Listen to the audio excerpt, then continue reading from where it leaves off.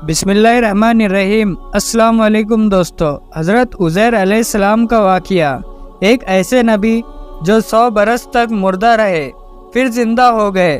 اللہ نے ایسا کیوں کیا؟ 100 سالوں بعد جب وہ موت کی نیند سے اٹھے تو انہوں نے کیا دیکھا؟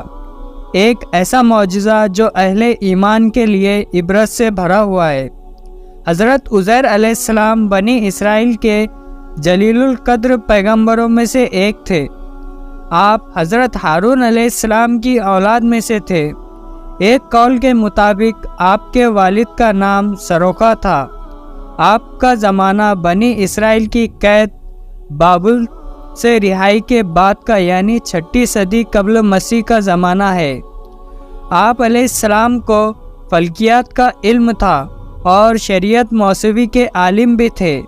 یہی وجہ تھی کہ آپ لوگوں میں بڑی قدر و منزل کی نظر سے دیکھے جاتے تھے۔ آپ بڑے نیک اور خدا پرست انسان تھے۔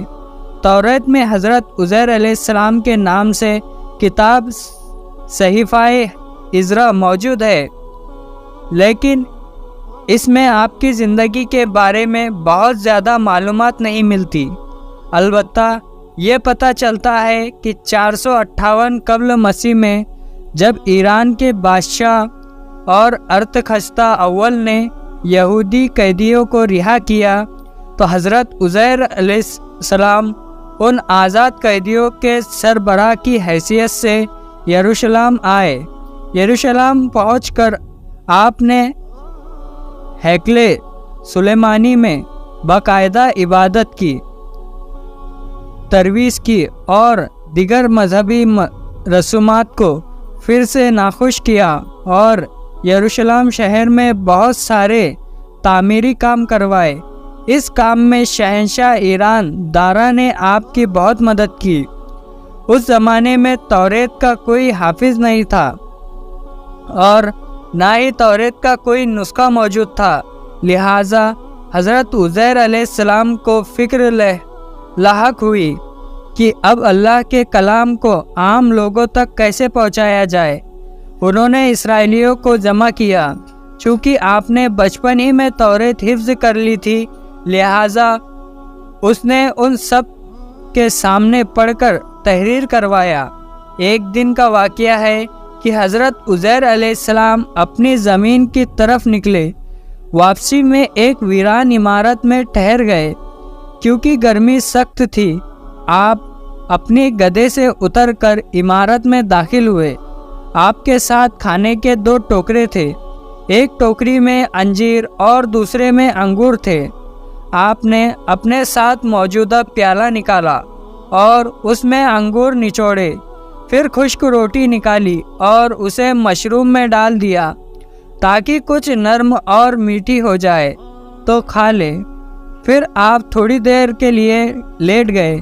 نظریں عمارت کی ویران چھت کی طرف اٹھی تو دیکھا کہ یہ عمارت اپنی عرشے پر کھڑی ہے اور اس میں رہنے والے مر کھپ چکے ہیں، جن کی بوسیدہ ہڈیاں بکھری پڑی ہے۔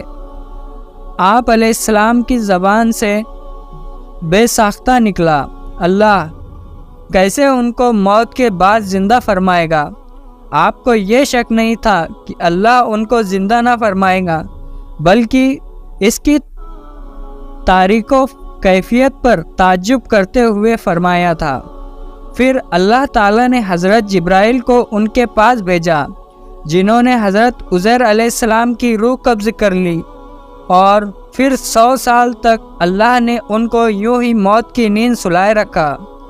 اس دوران بنی اسرائیل میں بہت سے واقعات حادثات رہنما ہوئے اور بیت المقدس پھر آباد ہو کر پورا رونق شہر بن گیا۔ پھر اللہ تعالیٰ نے آپ علیہ السلام میں روح پھونک دی۔ آپ زندہ ہو کر بیٹھ گئے تو فرشتوں نے پوچھا، آپ یہاں کتنی مدت رہے؟ جواب دیا، 1 دن یا 1 دن کا کچھ حصہ۔ دراصل آپ دن کے شروع میں آرام فرمائے ہوئے تھے اور اس وقت غروب آفتاب کا وقت تھا۔ فرشتوں نے کہا، نہیں، بلکہ آپ 100 برس تک اسی حالت میں رہے۔ آپ اپنے کھانے پانی کو دیکھیے جو بدلا تک نہیں۔ جب حضرت عزیر علیہ السلام نے اپنے کھانے کی طرف نظر ڈالی تو انگور کا شیرہ اور خشک روٹی اپنی اسی حالت میں تھی۔ پھر آپ کے دل میں بتائی گئی مدت کے بارے میں انکار کا خیال پیدا ہوا تو فرشتوں نے کہا، آپ میری بتائی ہوئی مدت کو بعید اور غلط سمجھ رہے ہیں تو پھر ذرا اپنے گدھے کی طرف تو دیکھیے۔ جب حضرت عزیر نے گدھے کی طرف دیکھا تو حیران رہ گئے، کیونکہ اس کی ہڈیاں گل سڑ بوشیدہ ہو چکی تھی۔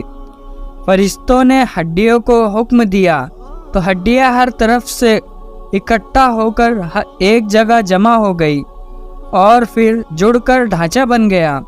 حضرت عزیر حیران ہو کر اللہ کی قدرت کا نظارہ دیکھ رہے تھے۔ پھر اس ڈھانچے پر رگیں چڑھی، پٹھے بنے، گوشت چڑھا اور پھر ان پر کھال اور بال آ گئے۔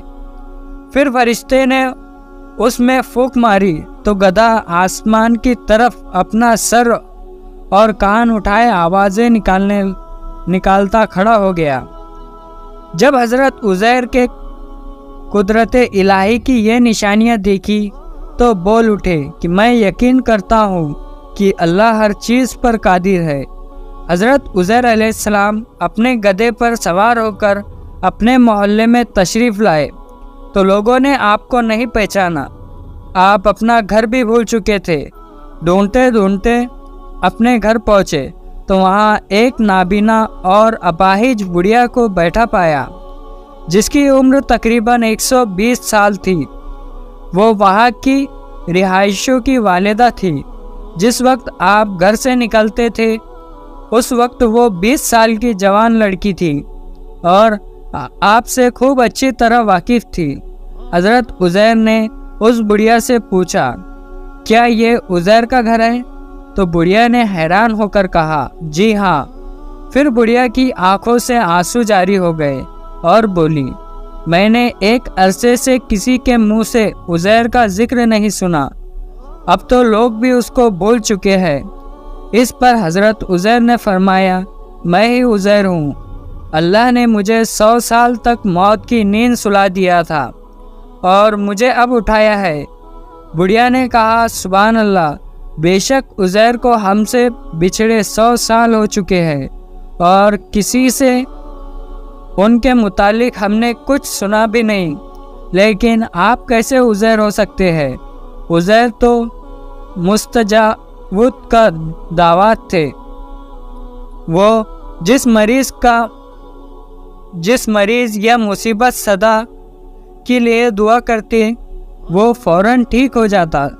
لہٰذا آپ دعا کریں کہ اللہ مجھے بشارت لوٹا دے تو میں آپ کو دیکھ کر بتاؤں گی کہ آپ عزیر ہے یا نہیں۔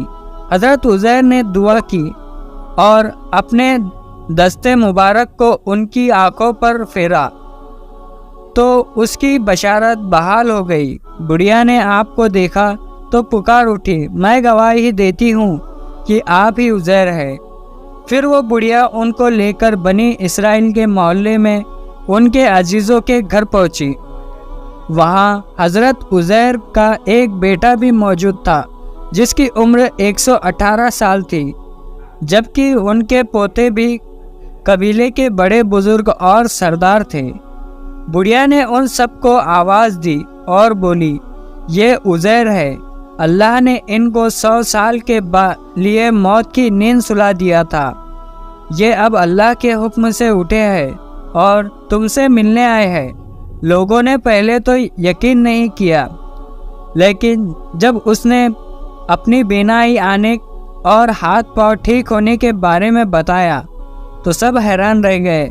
ان کے بیٹے نے کہا، میرے والد کے دونوں شانوں کے درمیان ایک سیاہ نشان تھا۔ آپ نے اپنی شان کو کھولا تو وہ نشان موجود تھا۔